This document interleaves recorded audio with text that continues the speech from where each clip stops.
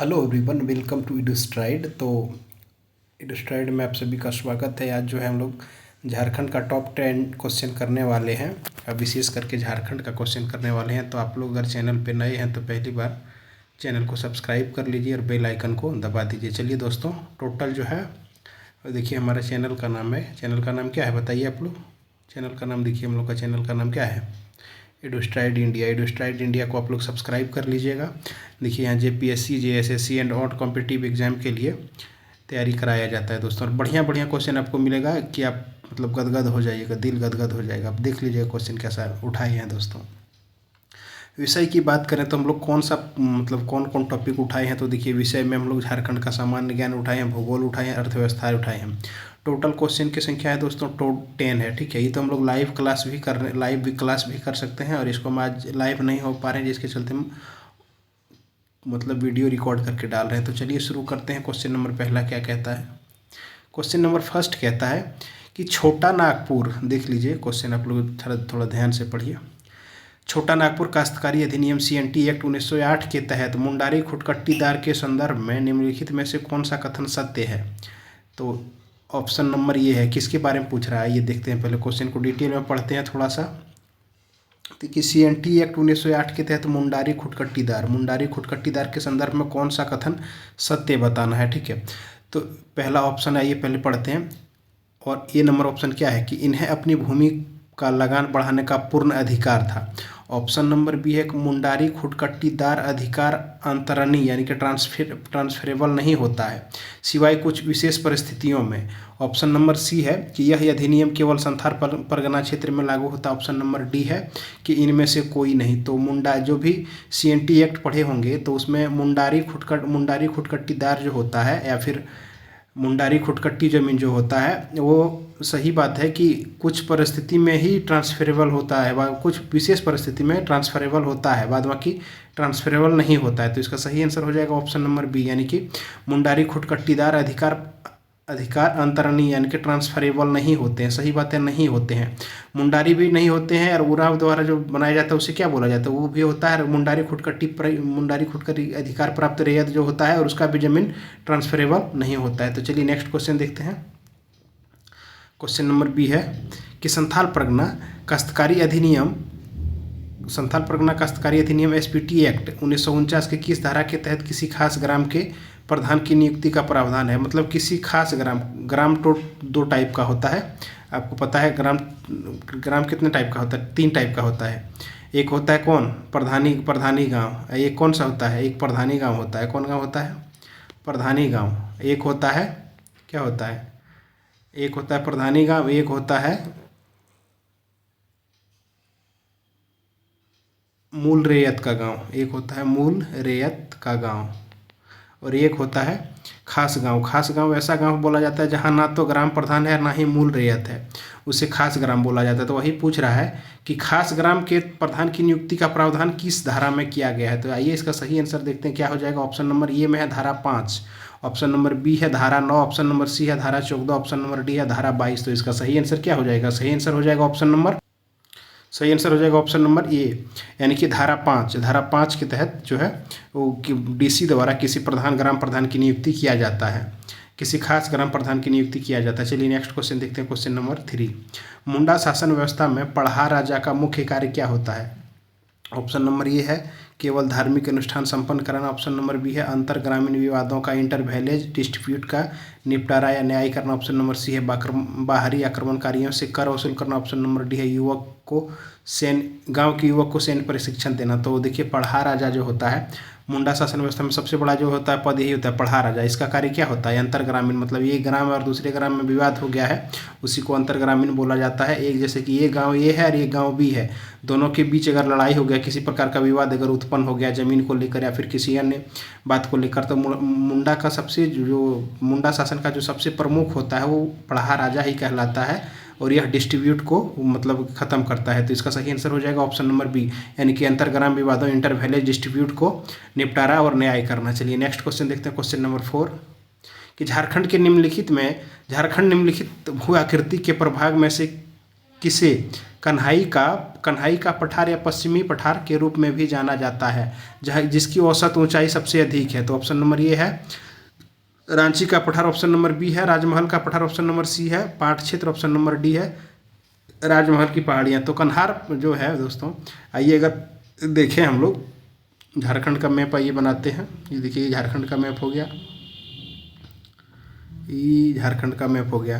तो इधर देखिए ये हो गया संथाल परगना, ठीक है। देखिए राजमहल पहाड़ियाँ यहाँ पाया जाता है, ठीक। और देखिए यहाँ से एक दामोदर नदी निकलती है, ठीक है,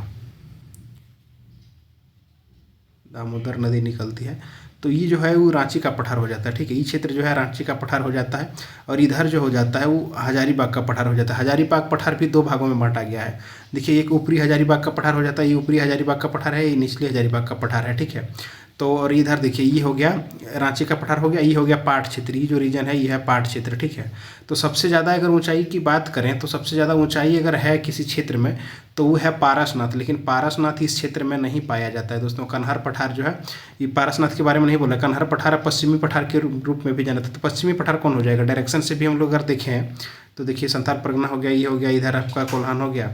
इधर अगर देखें हम लोग पूर्व, तो इधर क्या हो जाएगा पश्चिम, इधर पश्चिम हो जाएगा। पश्चिम अगर हो जाएगा तो इधर उत्तर हो जाएगा, इधर दक्षिण हो जाएगा, इधर दक्षिण हो जाएगा। तो देखिए ये तो उत्तरी हो जाएगा, उत्तर हो जाएगा। इधर हजारीबाग यहाँ जो गिरिडीह में देखेंगे तो उत्तर हो जाएगा। और अगर पश्चिम की बात कर रहा है तो पश्चिम में देखिए यही नहीं पड़ रहा है आपका, कौन सा पड़ रहा है, पाट क्षेत्र पड़ रहा है जो सबसे ऊंचा है। झारखंड का सबसे अगर खास कोई क्षेत्र है तो पारसनाथ के छोड़ के सेकेंड पोजीशन में जो जाता है वो है पाट क्षेत्र। तो इसका सही आंसर हो जाएगा ऑप्शन नंबर सी, यानी कि पाट क्षेत्र के बारे में बात कर रहा है क्वेश्चन। चलिए क्वेश्चन नंबर 4 देखते हैं कि चट्टानों के वर्गीकरण के संदर्भ में निम्नलिखित में से कौन सी चट्टान मैग्मा या लावा के जमने से बनी है और इसमें जीवाश्म फॉसिल्स नहीं पाए जाते हैं, फॉसिल्स नहीं पाए जाते। तो ऑप्शन नंबर ये है अवसादी चट्टान, ऑप्शन नंबर बी है आगेनी चट्टान, ऑप्शन नंबर सी है कायांतरित चट्टान, ऑप्शन नंबर डी है चूना पत्थर। तो इसका सही आंसर क्या हो जाएगा, इसका सही आंसर हो जाएगा ऑप्शन नंबर बी आग्नेय चट्टान, यानी कि इग्नेशियस रॉक जो है इसका सही आंसर हो जाएगा ऑप्शन नंबर बी। यानी कि जो चट्टान है जिसमें मैग्मा लावा जमने से बनती है, जो मैग्मा और लावा बनने से बनती है, इसमें फॉसिल्स नहीं पाए जाते, यानी कि जीवाश्म नहीं पाए जाते हैं। तो इसका सही हो जाएगा आगेनी चट्टान। आगेनी चट्टान की मतलब आगेनी चट्टान जो है उसमें कौन कौन प्रकार का खनिज पाया जाता है आप लोग हमें कमेंट में बताइए। चलिए नेक्स्ट क्वेश्चन देखते हैं, क्वेश्चन नंबर 5 कि सिंधु नदी प्रणाली इंडस रिवर सिस्टम के संदर्भ में निम्नलिखित में से कौन सा नदी सीधे सिंधु में जाकर मिलती है। तो देखिए वर्ल्ड का जो मतलब भारत का जी किया गया। तो सिंधु का मतलब देखो, सिंधु नदी प्रणाली के संदर्भ में बात करें तो देखिए सिंधु नदी भारत का मैप बनाते हैं। आइए पहले भारत का मैप बनाते हैं, उसके बाद सिंधु नदी को समझेंगे, उसके बाद फिर देखते हैं। ये हो गया जम्मू कश्मीर, इधर से इधर छोड़िए, ठीक है। इधर यही बेल्ट हमको देखना है, यही बेल्ट देखना है। तो यहाँ एक जगह है क्या, मानसरोवर झील, यहाँ से 2 नदी निकलती है, ठीक है। 3 नदी यहाँ से निकलती है, एक नदी निकलती है जिसको सिंधु बोला जाता है। सिंधु नदी इधर से जम्मू कश्मीर होते हुए लद्दाख होते हुए पाकिस्तान में प्रवेश करती है, पाकिस्तान से होते हुए ये जाकर के गंगामती में सागर में जाके मिल जाती है। यहाँ से एक और नदी निकलती है, इधर ब्रह्मपुत्र होते हुए इधर फिर भारत में प्रवेश करती है। ब्रह्मपुत्र नदी निकलती है जिसे दिहांग या दिवांग बोला जाता है। फिर अरुणाचल प्रदेश में प्रवेश करती है, अरुणाचल प्रदेश में प्रवेश करने के बाद असम में प्रवेश करती है, असम में प्रवेश करने के बाद यह कहाँ जाके मिलती है, असम में प्रवेश करने के बाद यह जो नदी है या रिवर है जो बांग्लादेश में प्रवेश करती है, बांग्लादेश से फिर जाके अपना सागर में जल गिरा देती है। यहाँ से एक और नदी निकलती है दोस्तों, यहाँ से एक और नदी निकलती है जिसका नाम है सतलज नदी निकलती है। और इस पर देखिए यहाँ एक पंजाब में जो है ना, पंजाब में एक जगह है, इस पर आके जाके रावी नदी मिलती है। रावी नदी के पास एक डैम बनाया गया है, उस डैम से क्या निकाला गया है, इंदिरा गांधी नहर निकाला गया। इंदिरा गांधी नहर जो है और जो है राजस्थान वगैरह सब में पटवन के लिए सबसे ज़्यादा फेमस है। तो इस जो है ये देखिए डायरेक्ट जो नदी जाके मिलेगी, क्वेश्चन में यही पूछ रहा है कि सिंधु नदी प्रणाली के संदर्भ में निम्नलिखित में से कौन सा नदी सीधे सिंधु नदी में जाकर मिलती है। तो देखिए इधर से जितनी नदी आके मिलेगी सब किस में आके मिलेगी, सब आके, तो देखिए ये जो है इसका सही आंसर क्या हो जाएगा, झेलम जो इधर से आके मिल रही थी, अभी हम लोग देखें ना कि झेलम आकर के इधर से सब मिल रही है, सतलुज आ रही थी, यहाँ सतलुज आके मिला, इसे रावी मिला। उसके बाद सबसे यहाँ से एक नदी निकलती है और चिनाब नदी जो है, चिनाब में आकर के सतलज मिल जाती है, सतलज जा करके मतलब चिनाब में जाकर के सतलज मिल जाती है, चिनाब जो है डायरेक्ट सिंधु नदी में मिल जाती है। तो इसका सही आंसर क्या हो जाएगा, इसका सही आंसर हो जाएगा ऑप्शन नंबर यानी कि चिनाब नदी। चिनाब नदी जो है इसका सही आंसर हो जाएगा। इनके सभी जितना है रावी, ब्यास, सतलज, रावी, व्यास, सतलज, और जितना 4 नदी है इधर, तो सब जा करके किस में मिल जाती है? चिनाब में। चिनाब डायरेक्ट जाके किस में मिल जाती है? सिंधु में। तो इसका सही आंसर हो जाएगा ऑप्शन नंबर ये, यानी कि चिनाब नदी। चलिए नेक्स्ट क्वेश्चन देखते हैं, क्वेश्चन नंबर 4। यदि किसी अर्थव्यवस्था में वस्तु की कीमत P और Q की, देखिए फिर से पढ़ते हैं क्वेश्चन। यदि किसी अर्थव्यवस्था में वस्तु की कीमत P और मांग Q की मात्रा के बीच का संबंध P बराबर A माइनस P/Q द्वारा दर्शाया गया है, तो यहाँ P क्या दर्शाता है? तो ऑप्शन नंबर ये है, मांग की कीमत की लोच, price elasticity. Option number B है मांग वक्र की ढाल, slope of demand curve. Option number C है इनकम एलास्टिसिटी यानी कि आई लोच। ऑप्शन नंबर डी है पूर्ति की मात्रा यानी कि क्वांटिटी सप्लाइड। तो इसका सही आंसर क्या हो जाएगा? सही आंसर हो जाएगा ऑप्शन नंबर बी हो जाएगा, यानी कि मांग का वक्र ढाल, स्लोप ऑफ डिमांड कर्व। चलिए नेक्स्ट क्वेश्चन देखते हैं, क्वेश्चन नंबर 8। मुंडारी साहित्य की प्रसिद्ध कृति ई कहानी के शीर्षक में प्रयुक्त ए का सही अर्थ क्या है? तो ऑप्शन नंबर ए है 5, ऑप्शन नंबर बी है 7, ऑप्शन नंबर डी है 9, ऑप्शन नंबर सी है 9, ऑप्शन नंबर डी है 11। तो इसका सही इया का सही क्या होता है? आप लोग बताइए, मुंडारी भाषी वाले सर क्षेत्र बताइए। इया का अर्थ दोस्तों ऑप्शन नंबर बी हो जाएगा, यानी कि 7 होता है। क्या होता है? Option number 7।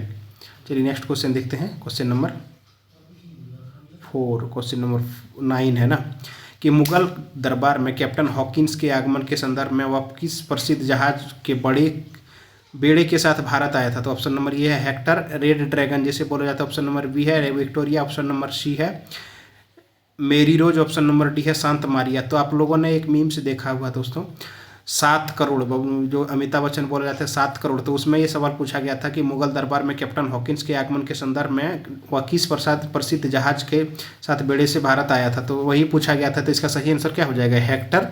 हेक्टर या फिर रेड ड्रैगन। तो इसका सही आंसर क्या हो जाएगा? हेक्टर या रेड ड्रैगन। तो ऑप्शन नंबर ए हो जाएगा इसी। चलिए नेक्स्ट क्वेश्चन देखते हैं, आखिरी क्वेश्चन है हम लोग का, कि झारखंड के देवघर जिले में स्थित तपोवन किस धार्मिक या प्राकृतिक विशेषता के लिए प्रसिद्ध है? तो ऑप्शन नंबर ये है जैन तीर्थकारों की भूमि के लिए, तपोभूमि के लिए। ऑप्शन नंबर बी है पवित्र गुफाओं और भगवान शिव का प्राचीन मंदिर जहां नागा साधु तपस्या करते थे। ऑप्शन नंबर सी है झारखंड का सबसे ऊंचा जलप्रपात। ऑप्शन नंबर डी है तांबे के खनन का मुख्य केंद्र।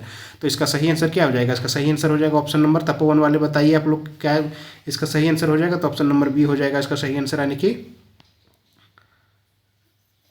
पवित्र गुफाओं में भगवान शिव के मतलब प्राचीन शिव मंदिर है जहाँ नागा साधु तपस्या करते थे। चलिए तो आज के वीडियो में बस इतना ही। आइए कुछ एक्सप्लेन देख लेते हैं, एक्सप्लेन नेक्स्ट वीडियो में देखेंगे। तब तक के लिए राधे राधे, जय हिंद, जय भारत, धन्यवाद।